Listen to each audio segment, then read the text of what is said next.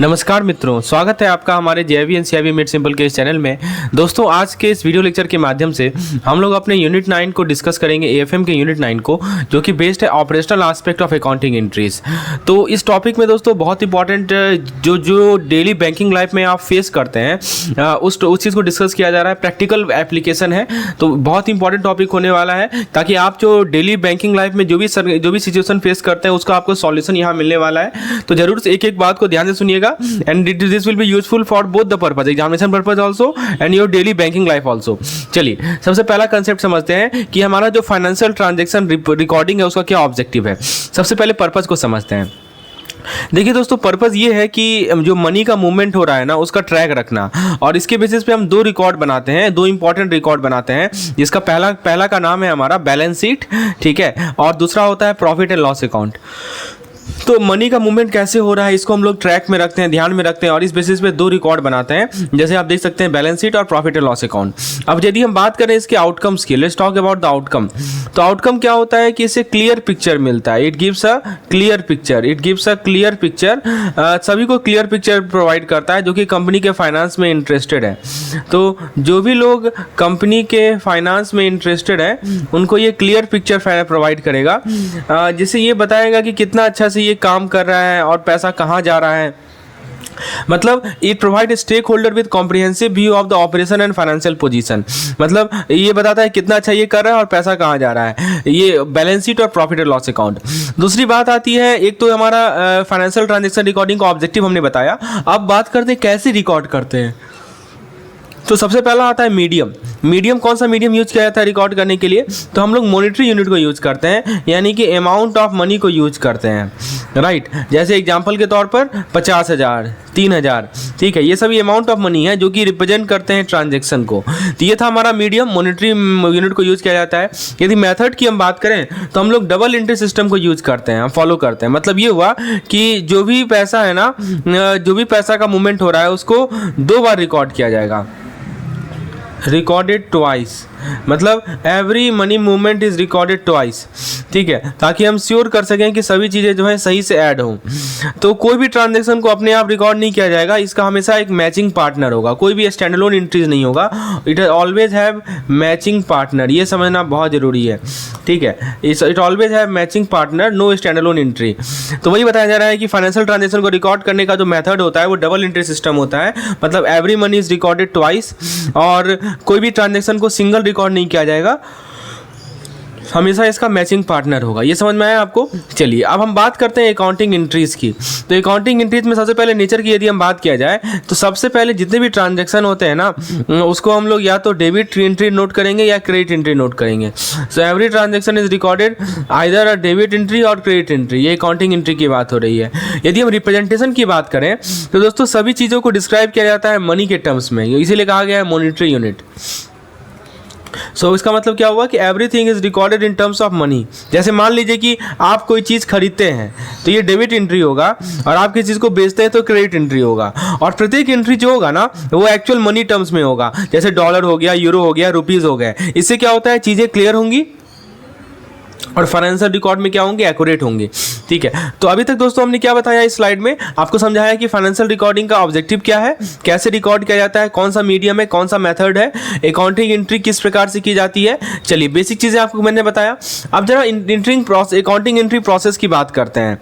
दोस्तों, जितने बार हम पैसा को मूव करते हैं, पैसा मूव करने का मतलब कि क्रेडिट एंट्री या डेबिट एंट्री, या तो हम क्रेडिट करेंगे या डेबिट करेंगे, जितनी बार हम करेंगे तो हमें दूसरा मूव भी करना पड़ेगा ताकि चीज़ें बैलेंस रहें। सिंपल सी बात है।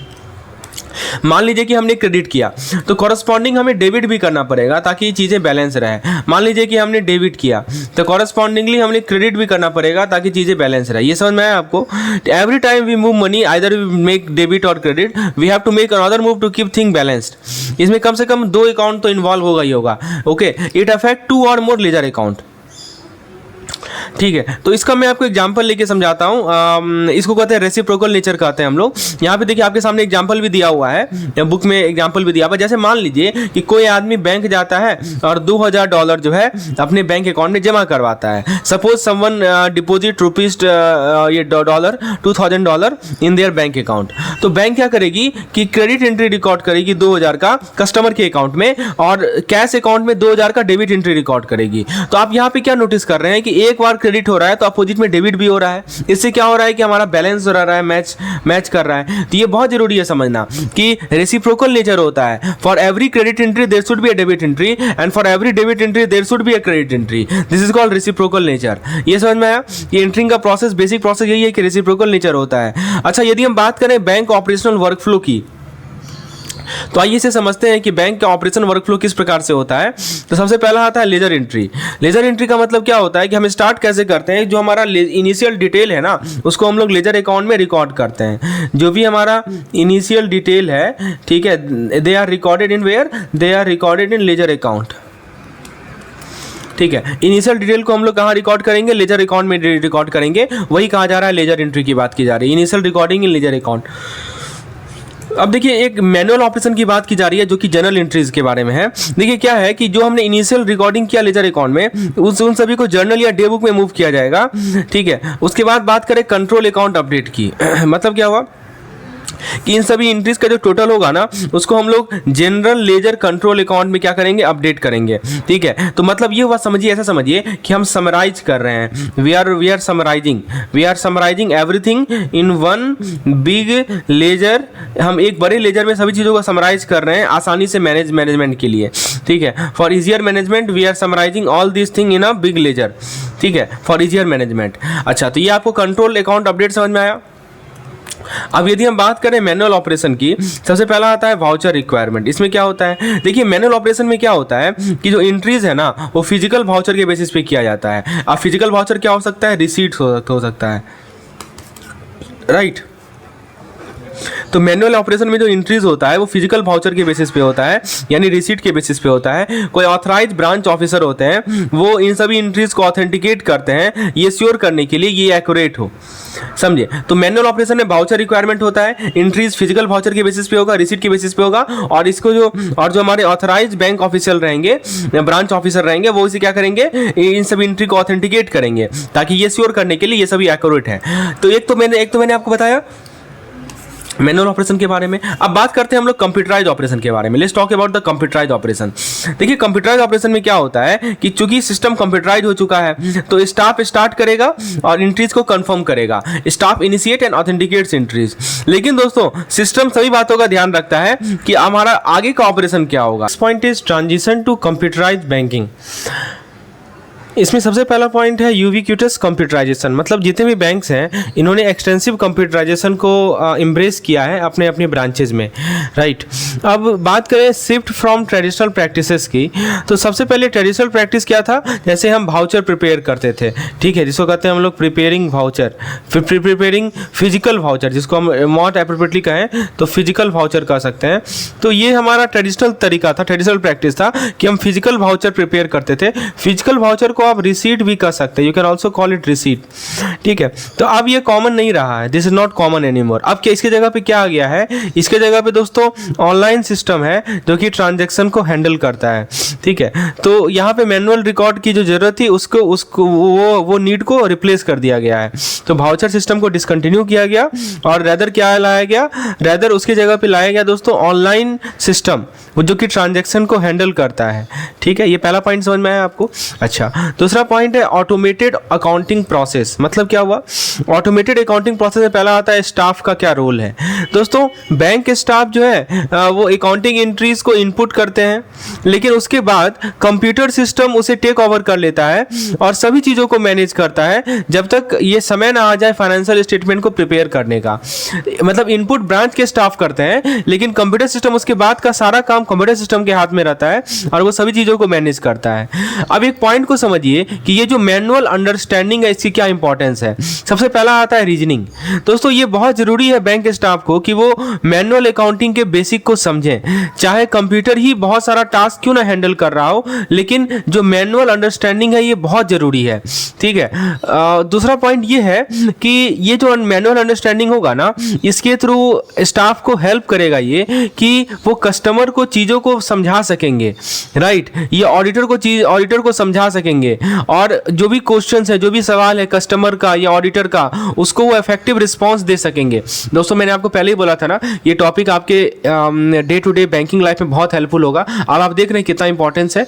ठीक है, तो मैनुअल अंडरस्टैंडिंग करना बहुत जरूरी है ताकि स्टाफ के कॉम्प्रिहेंशन के लिए आप कस्टमर को और ऑडिटर के क्वेरीज को रिस्पांस दे सकेंगे। और तीसरा इसका एडवांटेज ये है मैनुअल अंडरस्टैंडिंग का कि आप सिस्टम पे रिलाई नहीं कर रहे हैं, आप और इग्नोरेंस भी क्लेम नहीं कर रहे हैं यदि कोई इशू अराइज होता है। तो मैं इसको आपको एग्जांपल लेके समझाता हूँ। इमेजिन कीजिए कि आप जो है पैसा बैंक में जमा कर रहे हैं एटीएम के माध्यम से। ठीक है, लेकिन आपको रिसीट नहीं मिला। ये आपने फिजिकली रिसीट नहीं दिया, सिस्टम ने डिपॉजिट को रिकॉर्ड किया और बैंक के स्टाफ को ये समझना पड़ेगा कि ये एंट्री किस प्रकार से काम कर रही है, चाहे ये सभी चीज़ कंप्यूटर ही क्यों ना कर रहा हो। ये नॉलेज बहुत हेल्पफुल होगा यदि आपके पास क्वेश्चन रहेगा अपने अकाउंट के बारे में या कभी ऑडिट होता है तो ये चीज़ है।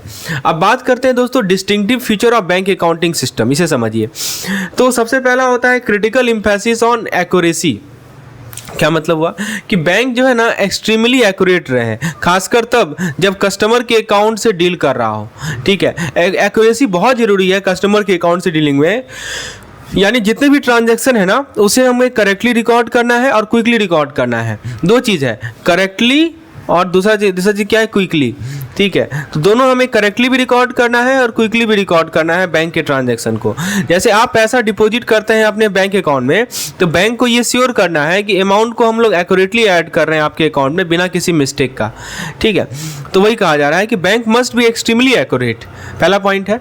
अच्छा, दूसरा इमीडिएट एंट्री, हाँ, और तुरंत एंट्री होना चाहिए, मतलब every transaction need to be recorded correctly and quickly.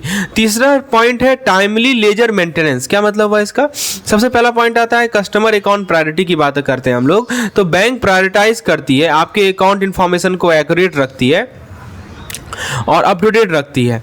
इससे क्या होता है कि आप सभी ट्रांजैक्शन को प्रॉम्प्टली रिकॉर्ड कर सकेंगे अपने अकाउंट में। जैसे आप पैसा विदड्रॉ कर रहे हैं, यू आर विदड्रॉइंग मनी। ठीक है, आप पैसा विदड्रॉ कर रहे हैं एटीएम से। कहाँ से विदड्रॉ कर रहे हैं? एटीएम से विदड्रॉ कर रहे हैं पैसा।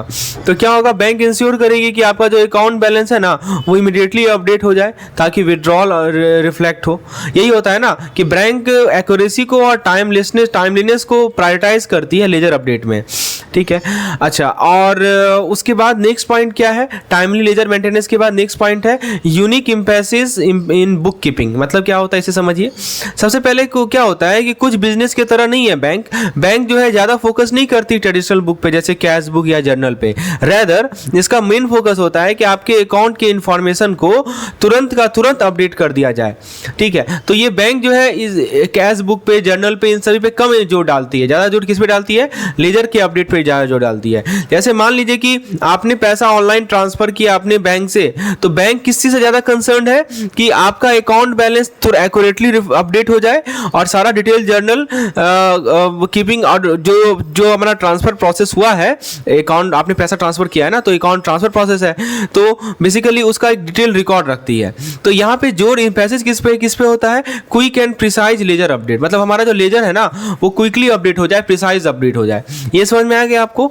अब हम बात करते हैं कि voucher posting in bank accounting, इसका प्रोसीड्यूर क्या होता है। तो बैंक जो है ना वाउचर पोस्टिंग को यूज करती है ताकि अपने फाइनेंशियल ट्रांजैक्शन का रिकॉर्ड रख सके।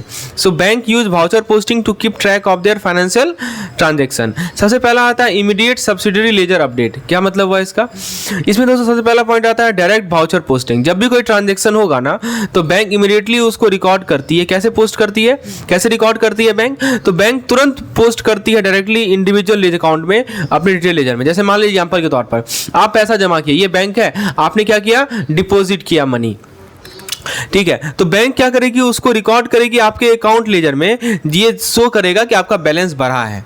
इसे कहते हैं हम लोग डायरेक्ट वाउचर पोस्टिंग। ये आपको समझ में आ गया होगा कि डायरेक्ट वाउचर पोस्टिंग क्या होता है। Okay, so what is this direct voucher posting? कि जब भी कोई ट्रांजैक्शन होता है बैंक तुरंत रिकॉर्ड करती है, जो भी डिटेल है उसको डायरेक्टली इंडिविजुअल के अकाउंट में पोस्ट करती है। ठीक है, तो यदि आपने पैसा डिपॉजिट किया तो बैंक उसे रिकॉर्ड करेगी डायरेक्टली आपके अकाउंट लेजर में। चलिए, उसके बाद नेक्स्ट आता है डेली वाउचर समरी शीट। क्या मतलब होता है इसका? इसमें सबसे पहला पॉइंट है एग्रीगेशन प्रोसेस। दोस्तों, at the end of day bank जो है सारे ट्रांजैक्शन को देखती है और कंसोलिडेट करती है एक सेपरेट समरी शीट में। ये लिखा हुआ है ना, सेपरेट समरी शीट। तो ये जो है ना ये अलग अलग तरह के अकाउंट के लिए हो सकते हैं, जैसे कि सेविंग अकाउंट हो गया, करंट अकाउंट हो गया। ठीक है, तो ये जो टोटल अमाउंट है इन सभी सीट का, उसे फिर ओवरऑल कंट्रोल अकाउंट में पोस्ट किया जाता है। सबसे पहले समझिए, दिन भर का जितना ट्रांजेक्शन हुआ उसको समरी शीट में डालती है बैंक। ठीक है, और ये सेविंग का अलग होगा, करंट अकाउंट का अलग होगा।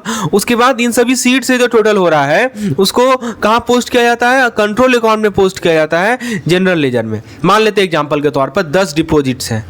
ठीक है, एक दिन में 10 डिपॉजिट्स हैं सेविंग अकाउंट में, एक पार्टिकुलर दिन में। तो बैंक क्या करती है? टोटल अमाउंट को ऐड करती है, जोड़ के कितना अमाउंट हो रहा है, और इसको कहाँ रिकॉर्ड करेगी? इसको रिकॉर्ड करेगी जनरल लेजर कंट्रोल अकाउंट में। जनरल लेजर कंट्रोल अकाउंट में रिकॉर्ड करेगी सेविंग अकाउंट का। समझ में आया दोस्तों? ये क्या समझा, किस तरह का एग्रीगेशन प्रोसेस होता है। चलिए, अब हम लोग नेक्स्ट स्टेटमेंट की बात करते हैं, वो है डेली ट्रायल बैलेंस प्रिपरेशन। मतलब हर एक दिन बैंक एक ट्रायल बैलेंस प्रिपेयर करती है, किसके लिए? जनरल लेजर के लिए।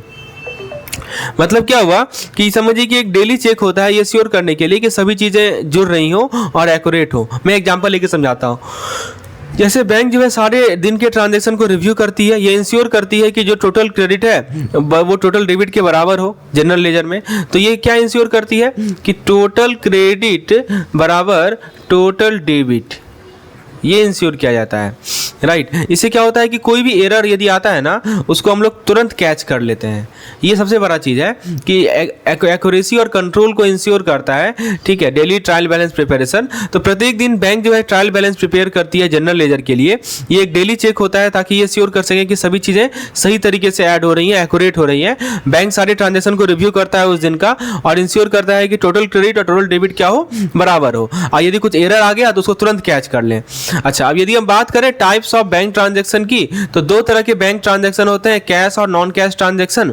तो दोस्तों इसका मतलब समझिए, ये क्या होता है कि इसके अंदर जो पैसा बैंक के अंदर है या कस्टमर अकाउंट के बीच में है वो आता है। जैसे मैं आपको एग्जांपल बताता हूं, चेक का डिपॉजिट। ठीक है, चेक डिपॉजिट होना, या मान लीजिए ड्राफ्ट का ट्रांजैक्शन होना। ठीक है, तो यदि मान लीजिए कि आप एक पर्सन बी है, ठीक है, इसने आपको चेक दिया और आपने चेक को डिपॉजिट कर लिया। ठीक है, तो आपका जो अकाउंट ए है, मान लीजिए आपका अकाउंट ए है और इसका अकाउंट बी है। ठीक है, तो दोनों अकाउंट अफेक्ट होगा ना। राइट, तो ये दोनों अकाउंट अफेक्ट होगा।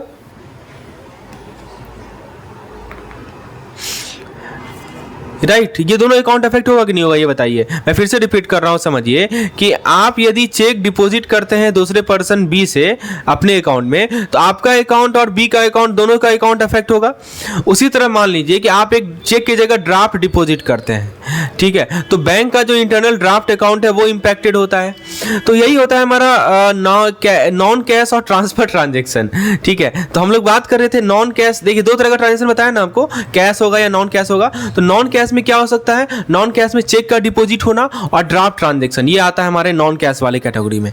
अच्छा, अब दूसरा पॉइंट है हमारा impact on customer and internal account. इसको समझिए, इसका मतलब क्या होता है। इसमें एक और पॉइंट को समझना आपको कि इंटरेस्ट पेमेंट सिनेरियो के बारे में बात की जा रही है। ठीक है, ये देखिए चेक डिपॉजिट का एग्जांपल बताया गया, ड्राफ्ट डिपॉजिट में बताया, यहाँ देखिए इंटरेस्ट पेमेंट सिनेरियो है। इंटरेस्ट पेमेंट सिनेरियो क्या होता है इसे समझिए। इसके अंदर क्या होता है कि हम डिपॉजिट अकाउंट में इंटरेस्ट पे करते हैं। बैंक क्या करती है? इंटरेस्ट अकाउंट को डेबिट करती है और बहुत सारे इंडिविजुअल अकाउंट जो है क्रेडिट रिसीव करते हैं। मैं एग्जांपल लेके समझाता हूं। जैसे मान लीजिए कि बैंक जो है आपके सेविंग अकाउंट में पैसा है, उस पर बैंक आपको ब्याज दे रही है, तो वो क्या करेगी? बैंक अपना जो इंटरेस्ट अकाउंट है ना, ठीक है, उसको डेबिट कर लेगी, क्योंकि ये एक तरह का खर्चा है ना बैंक के लिए। और इंटरेस्ट अकाउंट पता है आपको एक तरह का नॉमिनल अकाउंट होता है, और नियम क्या कहता है नॉमिनल अकाउंट का? Debit all expense. इसीलिए इंटरेस्ट अकाउंट को बैंक क्या कर लेगी? डेबिट कर लेगी, और जो इंडिविजुअल अकाउंट है, आपका अकाउंट है, वो क्रेडिट रिसीव करेगा, ताकि इंटरेस्ट पेमेंट हुआ है। अच्छा, ये चीज समझ में आया आपको? तो हमने तीन चीज बात की, cash payment, non cash payment. Non cash payment में आपका चेक ट्रांजैक्शन और ड्राफ्ट ट्रांजैक्शन आएगा, और कैश पेमेंट ये भी नॉन कैश में ही आता है, पेमेंट ऑफ इंटरेस्ट। अब हम यदि बात करें वाउचर्स इन बैंक ट्रांजैक्शन की, तो सबसे पहले ये समझना बहुत जरूरी है कि वाउचर का मेन पर्पस क्या है। दोस्तों बैंकिंग के टर्म्स में बात करें तो वाउचर का यूज करते हैं हम लोग दोनों चीज रिकॉर्ड करने के लिए। जो पैसा खाते में जा रहा है यानी क्रेडिट हो रहा है, और जो पैसा खाते से बाहर जा रहा है यानी डेबिट हो रहा है, समझे। तो वाउचर से हम लोग दोनों चीज को रिकॉर्ड करते हैं, हमारी डेबिट को और हमारे क्रेडिट को। Vouchers are used to record both the debit as well as credit. ये चीज समझ में आया आपको। तो वाउचर का मेन पर्पस यही है। यदि हम बात करें दो तरह के वाउचर की, सबसे पहला वाउचर का टाइप होता है सिंगल एंट्री वाउचर। समझते हैं सिंगल एंट्री वाउचर क्या होता है। तो ये जो वाउचर है ना, सिंगल एंट्री वाउचर, ये या तो आपको डेबिट एंट्री बताएगा या क्रेडिट एंट्री बताएगा स्पेसिफिक अकाउंट के लिए। मैं एग्जांपल लेके समझाता हूं। जैसे मान लीजिए कि आप पैसा जमा करते हैं अपने अकाउंट में, तो ये हमारा सिंगल एंट्री वाउचर कहलाएगा, जो कि आपके अकाउंट में क्रेडिट को दर्शाएगा। ठीक है। कंपोजिट वाउचर क्या होता है ये समझिए। कंपोजिट वाउचर में क्या होता है कि दोनों एंट्री आपको मिलेगा। देखिए सिंगल एंट्री नाम ही है सिंगल, या तो डेबिट होगा या क्रेडिट होगा। कंपोजिट में क्या होता है कि दोनों होता है, ठीक है, डेबिट भी होगा और क्या होगा, क्रेडिट भी होगा। This account so both debit as well as credit entry. ठीक है। जैसे मान लीजिए कि जब आप पैसा ट्रांसफर करते हैं अपने सेविंग अकाउंट से चेक अकाउंट में, एक तो आपका सेविंग अकाउंट है मान लीजिए, और एक आपका मान लीजिए चेक अकाउंट है। तो जब आप पैसा ट्रांसफर कर रहे हैं सेविंग से चेक अकाउंट में, तो बैंक वहां पे कंपोजिट वाउचर का इस्तेमाल करती है। तो सेविंग अकाउंट को क्या करते हैं हम लोग, डेबिट करते हैं, ठीक है, क्योंकि पैसा जा रहा है, और चेक अकाउंट को हम लोग क्या करते हैं, क्रेडिट करते हैं। क्यों, क्योंकि पैसा आ रहा है। तो यहाँ पे देखिए कंपोजिट वाउचर और सिंगल एंट्री वाउचर में क्या बेसिक डिफरेंस है। सिंगल एंट्री वाउचर में एक ही अकाउंट को इफेक्ट होता है, लेकिन कंपोजिट अकाउंट में दोनों अकाउंट इफेक्ट हो रहा है। समझ में आया। जैसे आप यहाँ देख सकते हैं सेविंग अकाउंट भी इफेक्ट हो रहा है और चेक अकाउंट भी इफेक्ट हो रहा है। अच्छा, अब दूसरी बात को समझिए, नॉमेनक्लेचर क्या होता है कन्वीनियंस के लिए। दोस्तों सबसे पहला पॉइंट है कंपोजिट वाउचर की बात करें, चीजों को आसान करने के लिए, to make the thing easier. जब भी किसी वाउचर के अंदर डेबिट भी रहे, क्रेडिट भी एंट्री भी रहे, उसे हम लोग कंपोजिट वाउचर बोलते हैं क्लैरिटी के लिए। तो for the sake of clarity, when a voucher contain both debit and credit entry, it is often refers to as composite voucher. ये समझ में आया आपको, ठीक है। अच्छा, अब हम लोग जरा डेबिट वाउचर इन बैंकिंग की बात करते हैं। Let's talk about debit voucher in banking. सबसे पहला पॉइंट आता है चेक इशूड बाय कस्टमर। दोस्तों इसको समझिए, बहुत इंपॉर्टेंट पॉइंट है।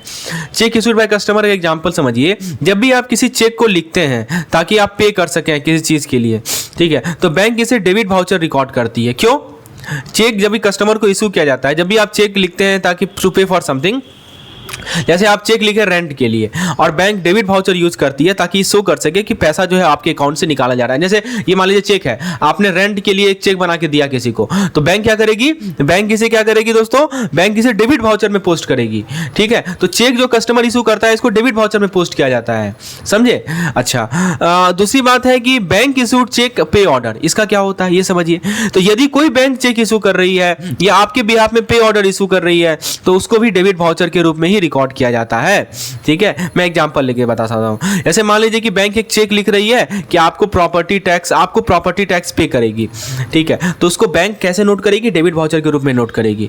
अच्छा, आप कभी कभी सेविंग अकाउंट से पैसा निकालते हैं, विड्रॉल फॉर्म करने होता है। यहां पे जब भी आप विड्रॉल फॉर्म फिल करते हैं पैसा निकालने के लिए अपने सेविंग अकाउंट से, ये भी क्या कहलाता है, डेबिट वाउचर कहलाता है। मतलब आप तो जानते ही होंगे, कस्टमर आते हैं, अपने विड्रॉल फॉर्म लेके आते हैं कस्टमर कि मेरे अकाउंट से, मेरे खाते से इतना पैसा निकाल दो, तो बैंक इसे कैसे रिकॉर्ड करती है, इसे डेबिट वाउचर के रूप में रिकॉर्ड करती है।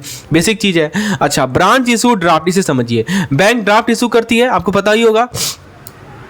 तो बैंक ड्राफ्ट इशू करती है,